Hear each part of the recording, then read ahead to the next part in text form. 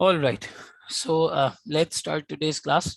हम last class में इसी ग्रिड को लेकर जो है वो चल रहे थे, और यहाँ पर आपके सामने स्ट्रेटेजिक एनालिसिस का जो एक बॉक्स बना हुआ है ये वाला, हम इसी को बहरहाल जो है वो ओवरऑल लेवल पे कंक्लूड कर रहे थे। सबसे पहले हमने इस ग्रिड के अंदर पॉटर्स डायमंड पेस्टल एनालिसिस को अंडरस्टैंड किया था। पेस्टल एनालिसिस के बाद second one was Porter's five forces model. Five forces model में हमने bargaining power of customer, supplier, rivalry किस तरीके की चल रही है, इस तरह के 5 फैक्टर्स जो है वो पढ़े थे, जिससे हमें पता चला कि कंपटीशन का एक क्या जो है वो रद्द अमल है, और कंपटीशन को कैसे स्टडी किया जा सकता है। कंपेरेटिव एनवायरनमेंट एक कंपनी का कैसे अंडरस्टैंड किया जा सकता है, क्योंकि कंपेरेटिव एनवायरनमेंट आपको एक राइट स्ट्रैटेजी बनाने में हेल्प करता है। कंपेरेटिव एनवायरनमेंट एक राइट स्ट्रैटेजी बनाने में हमें हेल्प करता है। इसी से मिलती जुलती एक और चीज आज हमें कवर करनी है, that is Porter's diamond basically. ठीक है, पॉटर्स डायमंड को आज हमने कवर करना है प्रैक्टिकल एग्जांपल से और इन सारी चीजों से। इसके बाद फिर हमारे पास इंटरनल एनालिसिस के अंदर कैपेबिलिटीज, वैल्यू चेन और स्वॉट एनालिसिस जैसी चीजें आएंगी जो हम इंशाल्लाह ताला देखेंगे। आए क्या आपने बिजनेस एनवायरनमेंट नाम के चैप्टर में, गालिबन चैप्टर नंबर 2 है ये आपकी स्टडी टेक्स्ट का, उसके अंदर पेस्टल का, पॉटर का और फाइव फोर्सेस मॉडल का जो है वो जिक्र किया है। पॉटर्स डायमंड और फाइव फोर्सेस मॉडल का जो है वो जिक्र किया है, जो ये हेल्प करता है कि आप एक बिजनेस एनवायरनमेंट को, एक्सटर्नल एनवायरनमेंट को किस तरीके से अंडरस्टैंड कर सकते हैं। सर इस एक्सटर्नल एनवायरनमेंट को हमें पढ़ना या समझना जरूरी क्यों है?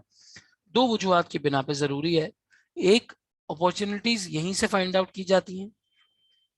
जब आप एनवायरनमेंट को समझेंगे तो ही अपॉर्चुनिटीज को फाइंड आउट कर पाएंगे। Eight the same time threats भी यहीं से पता चलते हैं। थ्रेट्स भी यहीं से पता चलते हैं। तो जो स्वॉट एनालिसिस के दो फैक्टर्स हैं, यानी कि अपॉर्चुनिटीज और थ्रेट जो लास्ट में आते हैं, ये दोनों फैक्टर्स प्राइमरीली पता एनवायरनमेंट से ही चलते हैं। जब आप एक्सटर्नल स्टडी करते हैं तो एक्सटर्नल स्टडी से आपको ये पता चलता है कि यार मेरे पास वो कौन कौन सी अपॉर्चुनिटीज हैं और वो कौन कौन से थ्रेट्स हैं जिनसे मुझे अपने बिजनेस को बहरहाल जो है वो बचाना चाहिए, और इसके खिलाफ कोई ऐसी मजबूत स्ट्रैटेजी लेके आनी चाहिए जो ओवरऑल लेवल पे मुझे फायदा पहुंचाए। ठीक है, तो समझ में ये आई बात कि हम इसका एक तीसरा एलिमेंट आज पढ़ने जा रहे हैं, which is basically Porter's diamond. Porter's diamond इस बात को एड्रेस करता है कि क्यों बाज कंट्रीज ऐसी हैं जो किसी एक स्पेसिफिक चीज में बहुत ज्यादा एक्सपर्ट हैं, और उनकी उस चीज को बहुत ज्यादा जो है वो सराहा जाता है, बहुत ज्यादा उसको जो है वो ऑनर किया जाता है। जैसे अगर हम बात करें पाकिस्तान की,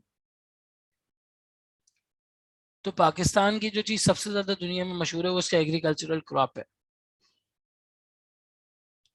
हम जो थोड़ा बहुत एक्सपोर्ट कर पाते हैं आटे में नमक के बराबर, वो एग्रीकल्चर ही कर पाते हैं। ठीक है, इसी तरीके से अगर मैं बात करूं सऊदी अरेबिया की, हाँ भाई, सऊदी अरेबिया की कौन सी ऐसी चीज है जो सबसे ज्यादा मशहूर है इंटरनेशनली स्पीकिंग? किस चीज के लिए सबसे ज्यादा ये जाने जाते हैं? Participation from all of you, सारे लोग जवाब देंगे। कोई ऐसा क्रिटिकल सक्सेस फैक्टर है वहां का? कोई ऐसी इंडस्ट्री है जो उस मुल्क की काफी कामयाब है? जी भाई, anyone coming up with crude oil या पेट्रोलियम बेस्ड आंसर्स? सर सबसे ज्यादा ही क्रूड ऑयल के लिए। बाकायदा जो ऑयल की इंपोर्ट की जाती है इसकी एसोसिएशन का हेड है सऊदी अरेबिया। ठीक है, इसी तरीके से आप आगे बढ़ें, यूके फाइनेंशियल हब। जैसी फाइनेंशियल मार्केट्स यूके की हैं, ऐसी फाइनेंशियल मार्केट्स किसी की नहीं है। जापान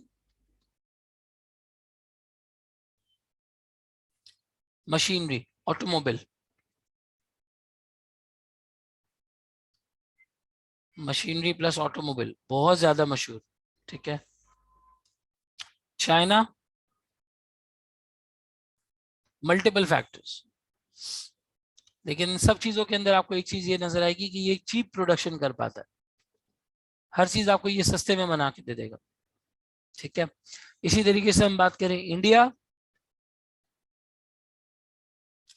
इंफॉर्मेशन टेक्नोलॉजी, आईटी का हब है।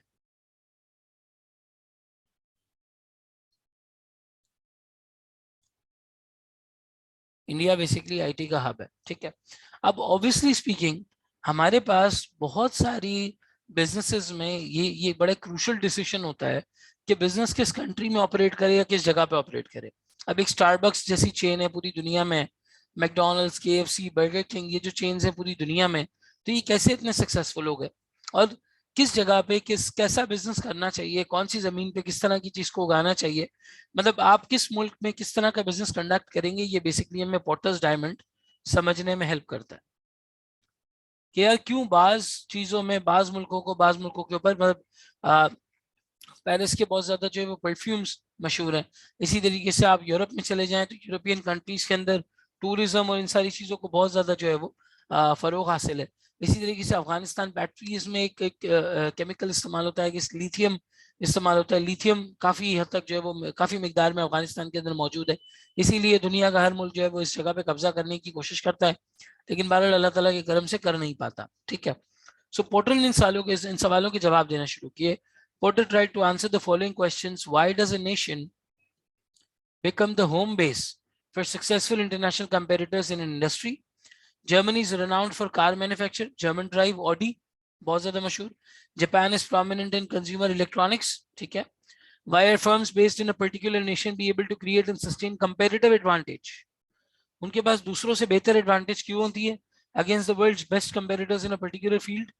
Why is one country often the home of so many of an industry's world leaders?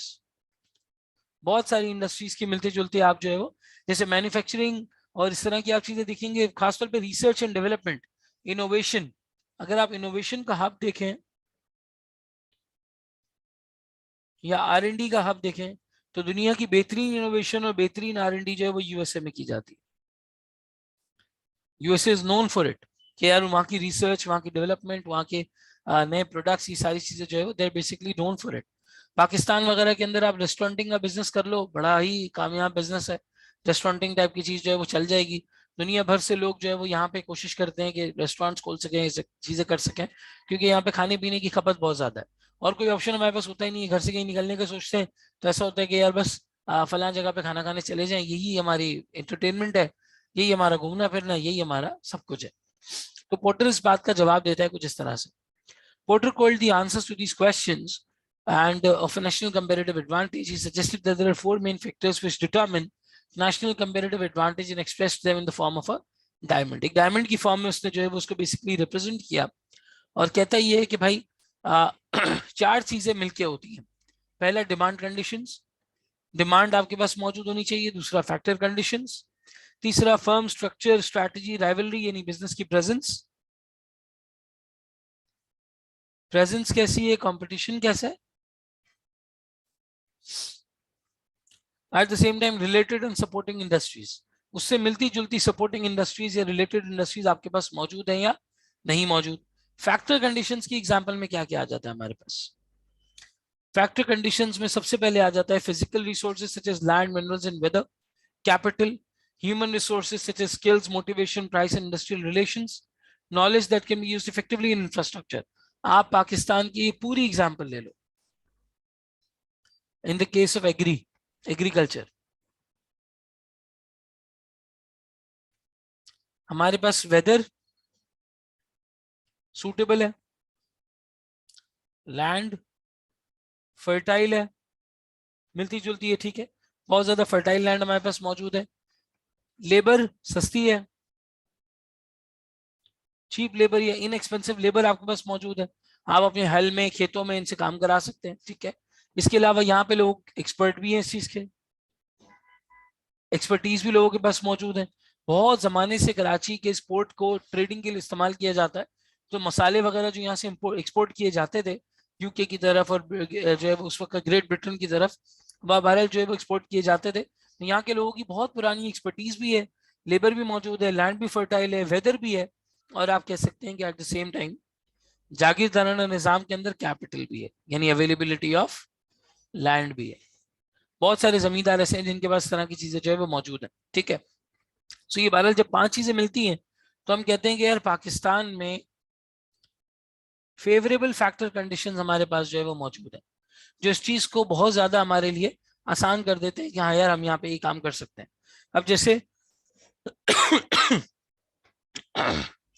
Pakistan के अंदर ही आप ऑनलाइन फूड डिलीवरी की एग्जांपल ले लें या प्लस ई कॉमर्स की आप एग्जांपल ले लें, तो अभी बहुत ज्यादा लोगों को तो इसमें इन्वेस्टमेंट करना समझ ही नहीं आया वो कहते हैं पता नहीं यार, ये ई कॉमर्स में हम इन्वेस्टमेंट करेंगे, ऑनलाइन फूड डिलीवरी में इन्वेस्टमेंट करेंगे, हो सकता है ये कामयाब ना हो पाए, हम यहाँ से जो है वो उतना कैपिटल ना निकाल पाए। खैर रिसेंट 2-3 सालों में तो लोगों की बहुत अवेयरनेस बढ़ी है, लेकिन अभी भी कोई 50-60 साल पुराने इन्वेस्टर के पास लेके जाएंगे तो वो यही बोलेगा कि पता नहीं ये ऐप शैप बना रहे हैं, ये ऐप चलेगी नहीं चलेगी, यूजर मिलेगा नहीं मिलेगा। उनको आदत है बड़ी बड़ी मशीनें देखने की। उनके लिए बिजनेस का मतलब है मैन्युफैक्चरिंग, जमीन, मशीन लगी हुई है, 4-6 लेबर हैं, 8-10 लोग काम कर रहे हैं, एक सुपरवाइजर इन सबके ऊपर चिल्ला रहा है, सामान निकल रहा है, पैकिंग हो रही है, ट्रक में लोड होके जा रहा है। उनको ये बिजनेस समझ आता है। जो यंगस्टर्स हैं उनको फिर भी ये चीज समझ में आ गई है कि हाँ यार, इस तरह से भी बिजनेस किया जा सकता है।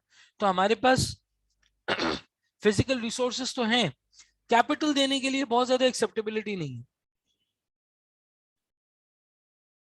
बहुत ज्यादा एक्सेप्टेबिलिटी नहीं है। ये पिछले 2-3 साल को हटा के बात कर रहा हूँ, बहुत ज्यादा एक्सेप्टेबिलिटी नहीं है। ह्यूमन रिसोर्स वगैरह मौजूद है, नॉलेज अभी इतनी ज्यादा नहीं आई, हम इंटरनेशनल वेंचर्स के ऊपर अभी भी डिपेंडेंट है। अब जाके थोड़ा बहुत लोकल साइड पे आपको ये चीज जो है वो नजर आएगी। और इंफ्रास्ट्रक्चर यानी कि टेक्नोलॉजी, टेक्नोलॉजी इतनी खास हमारे पास अभी है ही नहीं पाकिस्तान के अंदर, खासतौर पे as compared to the world. जिस तरह की टेक्नोलॉजी वहां पे इस्तेमाल हो रही है और चीजें हो रही हैं, हम इतने फास्ट पेस्ड अभी इन सारे रूम्स में और इन सारी जगहों पे बहरहाल हो नहीं पाए। बिल्कुल इसी तरीके से अगर आप दूसरे ममालिक का जायजा लेंगे तो हर मुल्क के अंदर अगर कोई पर्टिकुलर बिजनेस बहुत ज्यादा मशहूर हुआ है तो उस बिजनेस की शोहरत के पीछे, उस बिजनेस के मशहूर होने के पीछे ये फेवरेबल फैक्टर कंडीशंस होती हैं। रिसोर्सेज होते हैं, लोग विलिंग होते हैं, कैपिटल इन्वेस्टमेंट अवेलेबल होती है, ह्यूमन रिसोर्स होता है, उनकी पर्टिकुलर स्किल्स होती है, मोटिवेशन होती है बहुत ज्यादा इस चीज की तरफ काम करने की, नॉलेज होती है उनके पास इस चीज की, और इंफ्रास्ट्रक्चर यानी गवर्नमेंट का सपोर्ट भी अवेलेबल होता है कि ठीक है यार आप इस तरीके से जो है वो काम कर लें। ठीक है ना। हमारे यहाँ पाकिस्तान में एग्रीकल्चर के मशहूर होने की हमने एग्जाम्पल ली, इसी तरीके से आप किसी भी मुल्क को उठा लें तो वहां पे आपको बहरहाल इस तरह से जो है वो सूरत हाल नजर आएगी कि वहाँ की पर्टिकुलर लोग किसी पर्टिकुलर चीज में बहुत ज्यादा इंटरेस्ट शो करते हैं और बहुत ज्यादा जो है वो बेहतर तरीके से उसमें आगे बढ़ने की जो है वो कोशिश करते हैं। इसी तरीके से आगे बढ़ो। दूसरा फैक्टर फेवरेबल फैक्टर कंडीशंस के बाद हमारे पास है, Potter also found that countries with factor disadvantages were forced to innovate to overcome these problems. Example, Japanese firms experienced high energy costs and were forced to develop energy efficient products and processes that were subsequently demanded worldwide. Japan के अंदर सबसे बड़ा मसला ये था कि भाई उनके पास हाई एनर्जी कॉस्ट आती थी और उन्हें ऐसे गुड्स बनाने की जरूरत थी जो बहुत ज्यादा एनर्जी कंज्यूम ना करते हो। तो उसको करते करते उन्होंने जो प्रोडक्ट्स बनाए वो सारी दुनिया में इस्तेमाल होने लगे। A country might suffer from a disadvantage in a factor of production compared with other countries. It can overcome this factor disadvantage by innovating. आप इनोवेशन से जो है वो इस चीज को ओवरकम कर सकते हैं और उसमें आगे बढ़ सकते हैं। अब इसकी एक एग्जांपल मैं आपको बताऊं।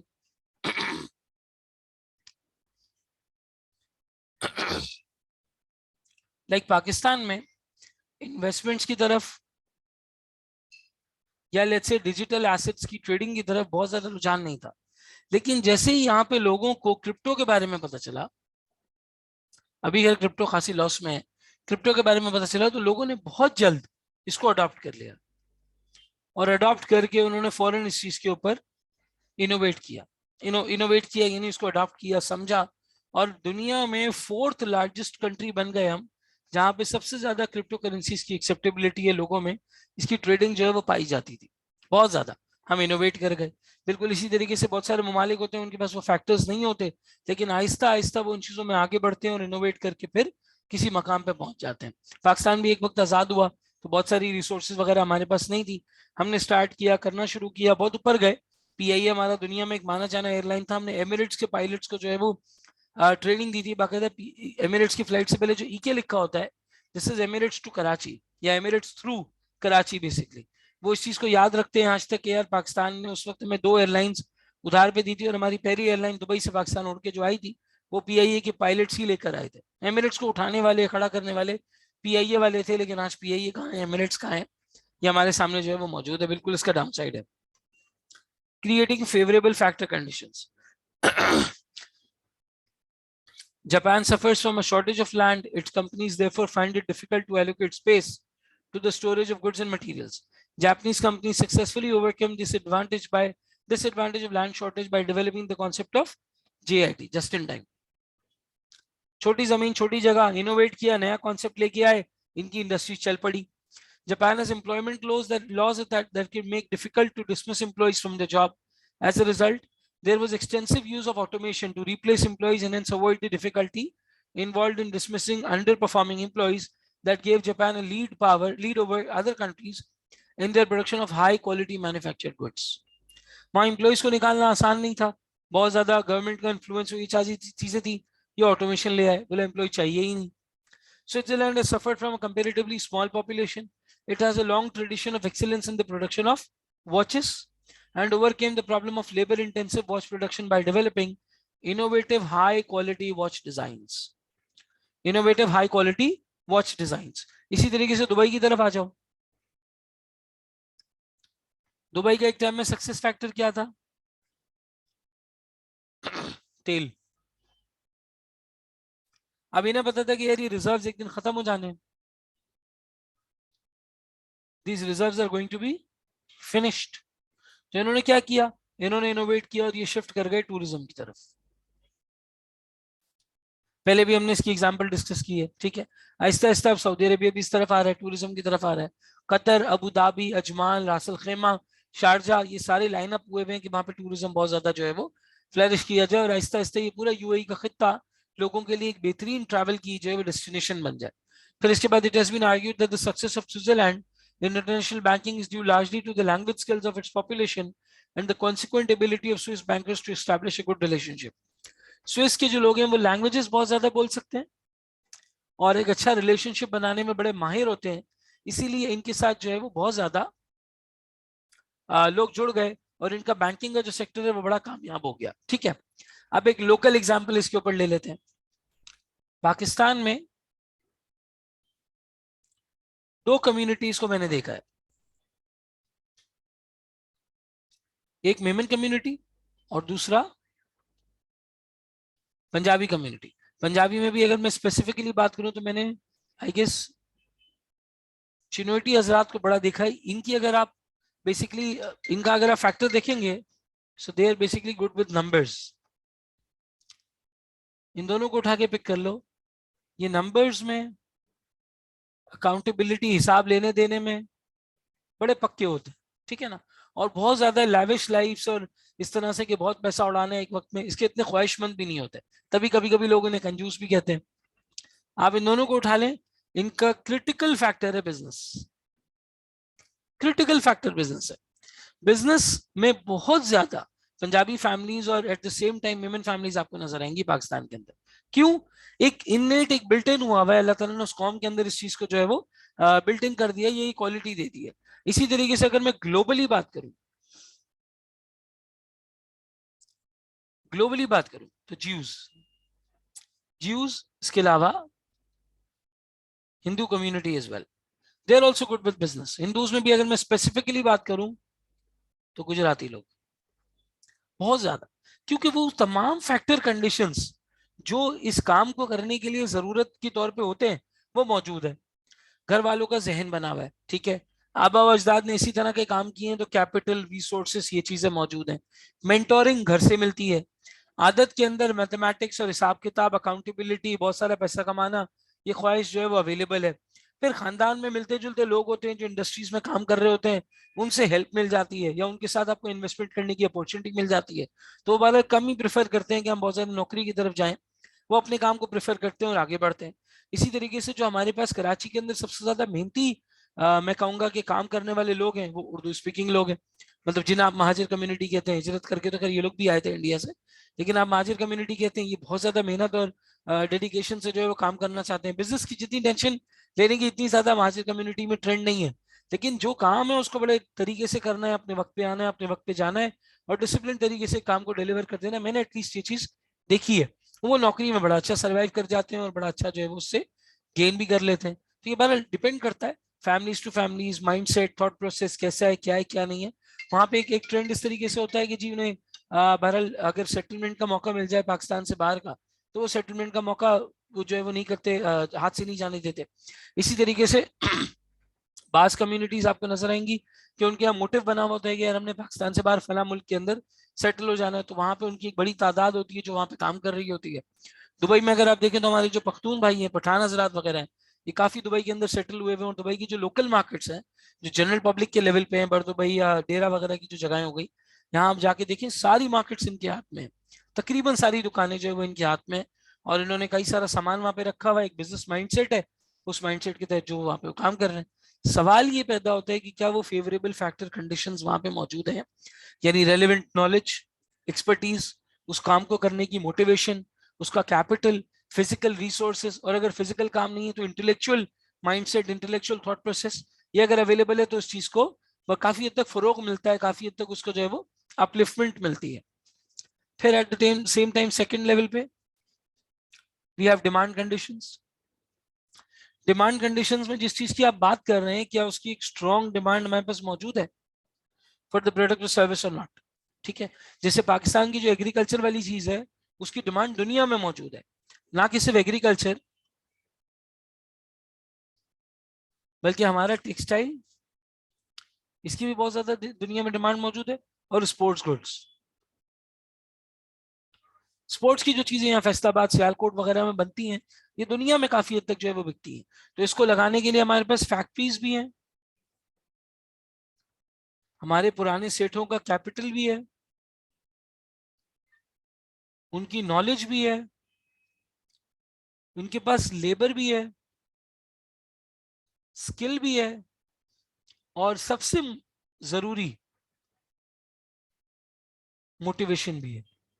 यही सारे फैक्टर्स यूके में फाइनेंशियल इंडस्ट्री को कामयाब करते हैं। वहां पे लोगों का बड़ा रुझान है इन्वेस्टमेंट्स की तरफ, फाइनेंशियल मार्केट्स को समझने की तरफ। मनी मार्केट हो गया, मतलब यूएस में तो 55% लोग इन्वेस्टमेंट्स करते हैं। पाकिस्तान के अंदर तो 2.5 लाख रिटेल इन्वेस्टर्स हैं जो हमारी इक्विटी मार्केट्स में काम करते हैं। इसके अलावा बहुत ही कम पॉपुलेशन है, 22 करोड़ की आबादी में 3-4 लाख 5 लाख लोग होंगे, लेकिन वहां पे लोग इस चीज को पसंद करते हैं।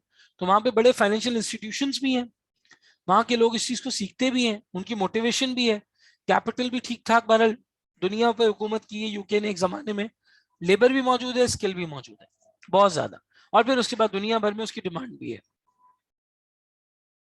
दुनिया भर में उसकी डिमांड भी है। फाइनेंशियल मार्केट्स में यूके एक बहुत बड़ा भारत जो है वो रोल प्ले करता है। दुनिया की जो स्ट्रैटेजीज होती हैं वो यूके से ड्राइव हो रही होती हैं फाइनेंशियल मार्केट्स में काम करने की। फाइनेंशियल मार्केट से मेरी मुराद forex, foreign exchange, money market, equity markets, derivative markets, commodity markets, ये सारी जो है वो इसके अंदर इस एम्बिट में आ जाती है। डिमांड मौजूद होने के बाद तीसरा factor, relating and supporting industries. The success of an industry can be due to its suppliers and related industries. जैसे पाकिस्तान में मैंने आपको बताया फर्टिलाइजर और स्पोर्ट्स गुड्स वगैरह की अगर हम बात करें तो लेदर। लेदर बहुत ज्यादा हमारे यहाँ अच्छी क्वालिटी का मिल जाता है, क्योंकि लाइव स्टॉक जो गाय वगैरह और ये जो कुर्बानी के दिन होते हैं, इसमें काफी सारी खाले जो है वो जमा हो जाती हैं, जिसके थ्रू लेदर इंडस्ट्री को बड़ा बूस्ट मिलता है, और बहुत ही ज्यादा जो है वो लोग, इसमें लोगों को एम्प्लॉयमेंट मिलती है, लोग कमाते हैं, काफी लोगों को, काफी घरों को जो है वो सपोर्ट होता है। और दूसरा फर्टिलाइजर्स, फर्टिलाइजर की एक स्ट्रॉन्ग मार्केट हमारे पास मौजूद है। एंग्रो फर्टिलाइजर आप ले लें, फातिमा फर्टिलाइजर ले लें, फौजी फर्टिलाइजर ले लें, फौजी फर्टिलाइजर बिन कासिम ले लें। बड़ी जबरदस्त इंडस्ट्री हमारे पास जो है फर्टिलाइजर की लगी हुई है, जो हमारे एग्रीकल्चर के सेक्टर को काफी हद तक सपोर्ट करती है, काफी हद तक एग्रीकल्चर के सेक्टर को सपोर्ट करती है। एक रिलेटेड और सपोर्टिंग इंडस्ट्री हमारे पास मौजूद है। इसी तरीके से यूएस के अंदर अगर देखते हैं तो रिसर्च डिपार्टमेंट्स हैं, बड़े बड़े रिसर्च फर्म्स हैं। फाइनेंशियल मार्केट्स के हवाले से यूके में रिलेटेड इंडस्ट्रीज हैं, क्योंकि वहां पे लोगों का रुझान बहुत ज्यादा है इस तरफ। ठीक है, फिर इसी तरीके से अगर आप इंडिया की तरफ रुख करेंगे तो वहां पे भी एग्रीकल्चर और इंफॉर्मेशन टेक्नोलॉजी, ये दोनों चीजें भारत जो है वो काफी हद तक मशहूर है, तो उसकी रिलेटेड और सपोर्टिंग इंडस्ट्री भी वहीं पर है। स्टार्टअप्स का कल्चर वहां पे बन चुका है, बहुत ज्यादा लोग अपनी ऑनलाइन वेबसाइट्स और ऑनलाइन टीचिंग जैसी चीजों के अंदर जो है वो इन्वॉल्व है। वेबसाइट्स पे अपनी चीजों को ब्रांड करना और अपना एक एज सेल्फ ब्रांड को स्टैब्लिश करना, ये बहुत ज्यादा मशहूर है। अगर आप देखेंगे तो पिछले 1 साल में इंडिया की फाइनेंशियल इंडस्ट्री ने बड़ा बूस्ट किया है, फाइनेंशियल इंडस्ट्री ने बड़ा बूस्ट किया है। इसकी वजह क्या है?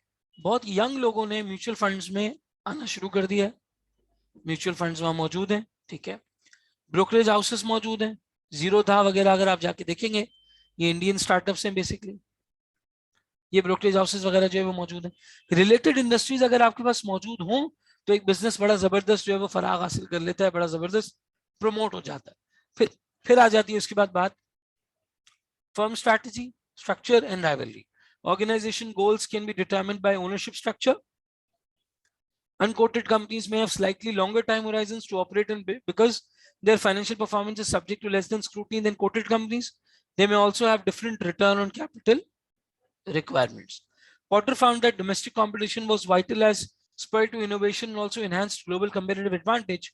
Conversely, where governments have encouraged mergers to get the critical mass required to be a global player, these national monopolies have not on the whole been successful in establishing a global position.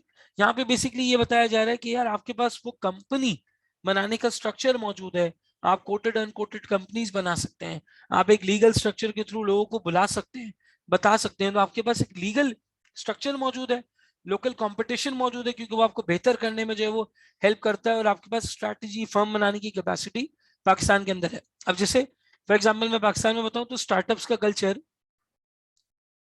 यहाँ पे बहुत ज्यादा known नहीं है, बहुत ज्यादा अभी यहाँ पे फंडिंग इतनी ज्यादा लोगों ने रेज नहीं की एज कम्पेयर टू इंडिया जितनी वहां पे रेज हो चुकी है. वजह क्या है? स्टार्टअप्स में जो इन्वेस्टर्स होते हैं वो कहते हैं यार हमें एग्जिट चाहिए कुछ टाइम बाद, हम जाना चाहते हैं, मतलब हम बिजनेस कर लेंगे 6-7 साल, लेकिन 6-7 साल के बाद आप हमें हमारे पैसे वापस दे दें. तो वो एग्जिट करते वक्त क्या करते हैं? कंपनी की लिस्टिंग करवाते हैं. लिस्टिंग करने के लिए आपकी मार्केट के अंदर एक अच्छा वैल्यूएशन मल्टीपल काम कर रहा हो, आपकी मार्केट जो है वो एफिशिएंट हो और अच्छे मल्टीपल्स पे काम कर रही हो, वैल्यूएशन मल्टीपल्स पे, तो फिर स्टार्टअप में इन्वेस्ट करते वक्त वीसी अट्रैक्टिव भी होंगे. अगर आपके पास लिस्टिंग का रुझान ही नहीं है और एक मार्केट ही इतनी अच्छी डेवलप नहीं हुई इक्विटी मार्केट, तो फिर जो इन्वेस्टर्स हैं वो भी कहेंगे भाई मैं चला तो जाऊंगा लेकिन मुझे एग्जिट ही नहीं मिलेगा, सारी जिंदगी के लिए मेरे पैसे फंस जाएंगे. तो ये ओनरशिप स्ट्रक्चर ये बहुत जरूरी है. कोटेड अनकोटेड कंपनीज की चीजें होना जरूरी है. फिर उसके बाद राइवलरी. यहाँ पे राइवलरी से मुराद है कंपटीशन.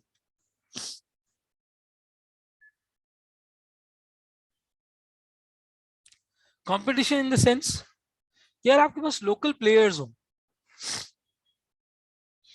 इन प्लेयर्स की मदद से आप इंप्रूव कर पाएंगे, आपकी इंप्रूवमेंट जो है वो बहुत ज्यादा आ जाएगी और बहुत ज्यादा ओवरऑल लेवल पे आप जो है वो आगे बढ़ सकेंगे. मोहम्मद अमीन कहते हैं sir shows like Dragons Den, Shark Tank are new platforms for startups. बिल्कुल सही कह रहे हो, ये जो शोज हैं ये इसी तरीके के हैं और काफी हद तक ये इस चीज को सपोर्ट भी करते हैं. किस तरह का कल्चर दुनिया में आए, लोगों को अवेयरनेस हो कि यार इन्वेस्टमेंट करके भी कमाया जा सकता है, हर वक्त बैंक में पैसा रखवाना जरूरी नहीं है. आई गेस जापान के अंदर इतना जो बिजनेस है ना वो फ्लरिश इसलिए भी किया है क्योंकि वहां पे डिपॉजिट पे अगर आप डिपॉजिट रखवाए ना बैंक में, 0 इंटरेस्ट मिलता है. बाज जगह पे मेरे हिसाब से तो नेगेटिव इंटरेस्ट भी मिलता है. 0 इंटरेस्ट मिलता है, कोई फायदा नहीं होता बैंक में पैसे रखने का. तो लोग कहते हैं यार बैंक में रख के इन्फ्लेशन की नजर पैसे को जाया करने के बजाय मैं किसी अच्छी जगह इन्वेस्ट कर देता हूँ. तो वहां पे बिजनेस ने इस वजह से काफी हद तक जो है वो तकवीयत हासिल की है, काफी बिजनेस आगे बढ़ा है, काफी फ्लरिश किया है, काफी हद तक वो जो है वो इनको सपोर्ट मिलता है.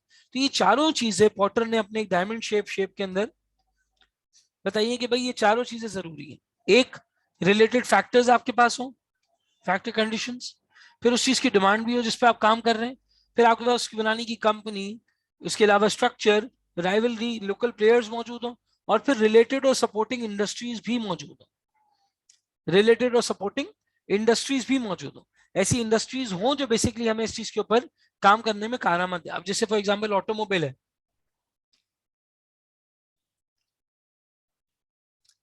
पाकिस्तान का ऑटोमोबाइल इतना स्ट्रांग नहीं है. क्यों?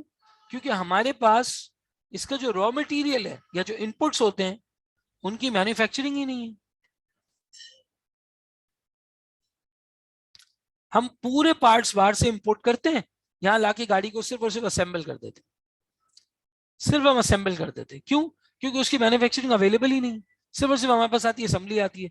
हम ऑटोमोबाइल को एक्सपोर्ट नहीं करते, हमारी एक्सपोर्ट नहीं है.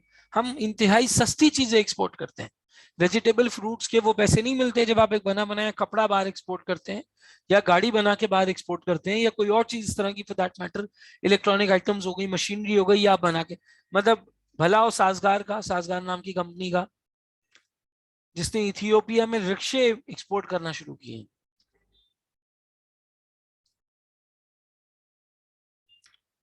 एक्सपोर्ट करना स्टार्ट कर दी। इसी तरीके से मोबाइल फोन्स, चाइना बहुत ज्यादा इस चीज में कामयाब है, जापान इस चीज में बहुत ज्यादा कामयाब है, यूएस में इसकी इनोवेशन और रिसर्च डेवलपमेंट वगैरह सारी चीजें होती हैं। रीजन यही है कि वहां पे सपोर्टिंग इंडस्ट्रीज हैं, डिमांड है, काम करने वाले लोग हैं। अब आप किसी गोरे को बुला के पाकिस्तान के खेतों में खड़ा कर दोगे, आओ यहाँ पे काम करो, वो बोलेंगे भाई मैं ये काम करने के लिए नहीं पैदा हुआ, सब्जी वब्जी हम किसी और से ले लेंगे, फ्रूट किसी और से ले लेंगे, हम मशीनरी बनाएंगे, हम फलां इस तरह की चीज बनाएंगे जो काफी हद तक मुल्क को फायदा देती है। Germany for automobiles, basically German की ऑटोमोबाइल्स जो है वो बहुत ज्यादा मशहूर है, ठीक है। और इसी तरीके से बहुत सारे ममालिक की अपनी अपनी एक्सपर्टीज होती है, ठीक है ना। तो ये चार फैक्टर कंडीशंस को जो है वो हमारे सामने पोर्टर इस हवाले से जो है वो बात करता है। फिर इसने यहाँ पे एक इलस्ट्रेशन भी दी हुई है। इलस्ट्रेशन मैंने 2-3 डाली है, बाकी आप लोग बेशक रीड कर सकते हैं, आपको काफी हद तक आइडिया हो जाएगा। हम यहाँ पे जापान वाली बात तो हम काफी हद तक डिस्कस कर चुके हैं। स्टारबक्स को पिक करते हैं। सारे लोगों को पता है स्टारबक्स क्या है? दुनिया में कॉफी की बहुत बड़ी चेन है। कॉफी हो गया, इसके रिलेटेड चीजें हो गई। A large American cafe chain has been very successful when expanding overseas in areas such as Canada, Japan and the UK. To some extent, this can be attributed to the following. अब मुझे बताओ पाकिस्तान में Starbucks इतना मशहूर क्यों नहीं हुआ? जी भाई, इसको तो बाद में डिस्कस करते हैं, पहले बताओ पाकिस्तान में इतना क्यों नहीं मशहूर हुआ स्टारबक्स, या पाकिस्तान में उसने आने का क्यों नहीं सोचा इतना ज्यादा? नो डिमांड फॉर कॉफी, क्या ये बात सच है? अगर कॉफी हमारे लोगों को प्रेजेंट की जाए नहीं पियेंगे वो? सर हम इतना महंगा अफोर्ड नहीं कर सकते। प्रैक्टिकल और सच्ची बात मैं आपको बताऊं, वीक करेंसी है हमारी, वीक इकोनॉमी है, पर कैपिटा इनकम कम है, लोगों के इनकम लेवल्स छोटे हैं, इतनी महंगी चीज वो अफोर्ड नहीं कर सकते। हमारे यहाँ लोकली लोकली चाय कॉफी के अंदर सबसे ज्यादा मशहूर इंडस्ट्री कौन सी है मुझे बताओ? सबसे ज्यादा तुम किसकी चाय पीना पसंद करते हो, वो सबसे मशहूर इंडस्ट्री है।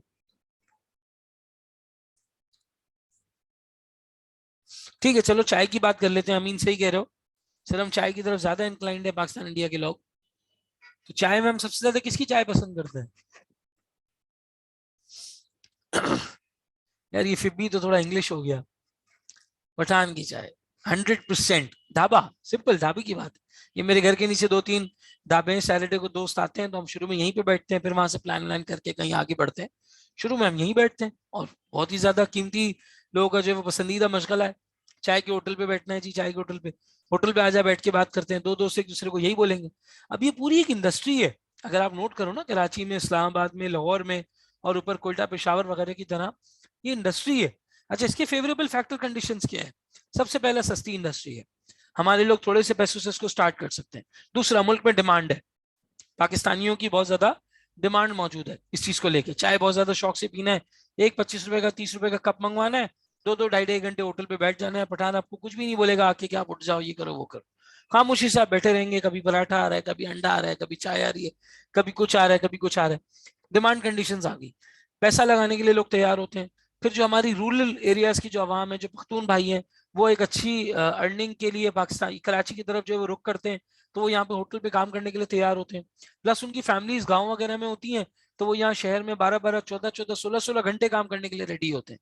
और वो रहते ही होटल के मालिक की दी हुई जगह के ऊपर है। नीचे ग्राउंड फ्लोर पे होटल होता है, ऊपर उन्होंने एक फ्लैट लिया हुआ होता है, या करीब में किसी बस्ती के अंदर जो है वो फ्लैट लिया हुआ होता है, वो वहाँ पे वो घर में जो है वो रह रहे होते हैं, और 6-6 लोग एक कमरे में रह रहे होते हैं। सो सारी रिलेटेड इंडस्ट्रीज में जो इंडस्ट्रीज जो है वो आपस में जमा हो गई। फिबी की भी चाय बड़ी अच्छी होती है यार, मेरे एक बहुत अच्छे जानने वाले के मामू का स्टार्टअप है ये, बड़ी अच्छी चाय होती है। और लोग जो है वो, खैर बहरहाल हर कोई नहीं पे करता ऑब्वियसली, लेकिन एक अच्छा खासा रश वहां पे होता है। हम ये कभी नहीं कहेंगे कि यार फिबी पे जो वो जगह बिल्कुल खाली होती हैं, घंटों तक रश होता है। जैसे ही सैटरडे को 11 बजे ऑनवर्ड्स टाइम शुरू होता है, 11, साढ़े 11, 12, लोग वहां आना शुरू हो जाते हैं, और देर रात 2-2, ढाई-ढाई, 3-3 बजे तक लोग वहां पे बैठे होते हैं। खैर कोई काम धंधा है नहीं तो बैठे रहते हैं, कोई मसला नहीं है। तो एक रिलेटेड इंडस्ट्री है। और फिर उसके बाद जो टी के लीव्स होते हैं, ये मर्दान से और इन सारी जगहों से चाय का पत्ता हमें मिल जाता है। चाय की इंडस्ट्री पाकिस्तान में काफी हद तक जो है वो काफी हद तक फ्लरिश करने वाली है, इम्पोर्ट आसानी से हो जाती है।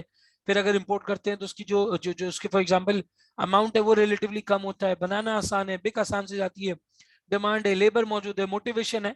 लोगों को अक्सर मोटिवेशन होती है चाय का ढाबा खोलने की। सो बहरहाल ये सारी चीजें इसके अंदर आ जाती है। बाकी पान सिगरेट को भी अगर एनालाइज करोगे तो वो भी एक बहुत बड़ी इंडस्ट्री इसी वजह से है, ठीक है ना। तो ये एक प्रैक्टिकल एग्जांपल यहाँ पे हो गई। स्टारबक्स कनाडा, जापान और यूके, इसके अंदर जो है वो काफी हद तक इस हवाले से फ्लरिश कर चुका है। क्यों? Starbucks were able to offer better looking premises.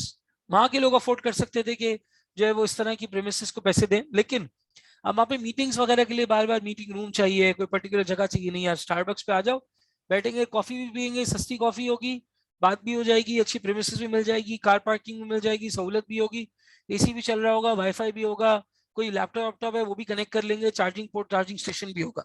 अगर आप देखो तो कॉफी वगैरह ने यही मॉडल कॉपी किया है।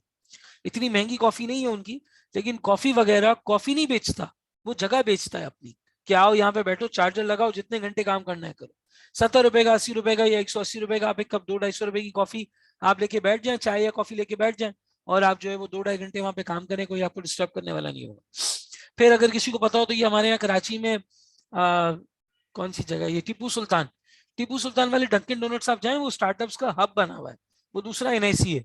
जितने स्टार्टअप्स हैं वहां बैठ के काम कर रहे होते हैं यंगस्टर्स, थोड़ा थोड़ा एक एक डोनट एक कॉफी ले ली, बैठ गए, आराम से काम कर रहे हैं।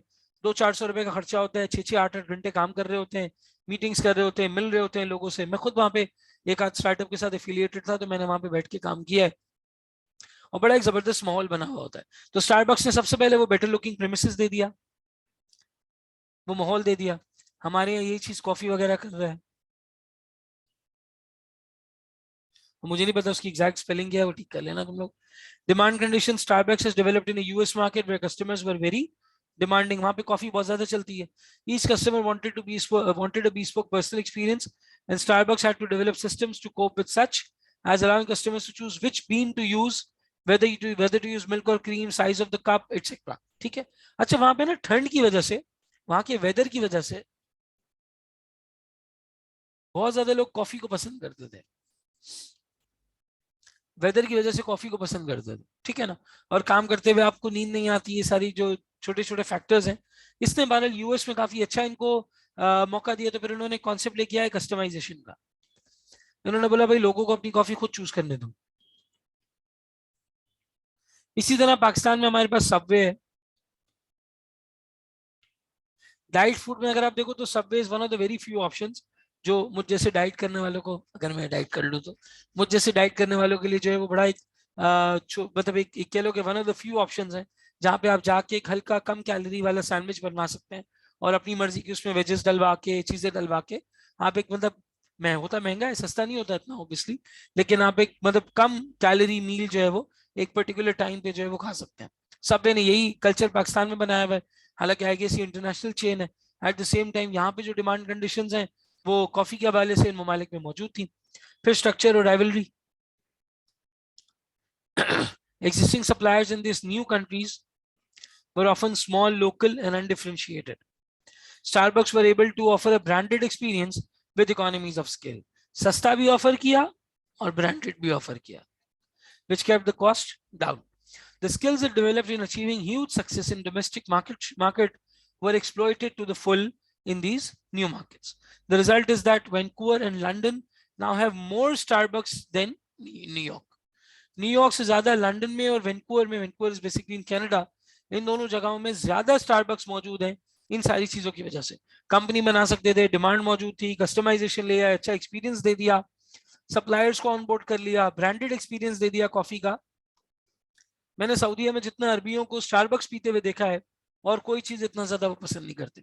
जहां जाएंगे ना, सुबह ऑफिस जाते हुए भी रास्ते में गाड़ी रोकेंगे, स्टारबक्स से कॉफी लेंगे, वो गाड़ी के कप होल्डर के अंदर उसको रखेंगे, और फिर ड्राइव करते हुए कॉफी पीते हुए जो है वो अपने ऑफिस चले जाते थे।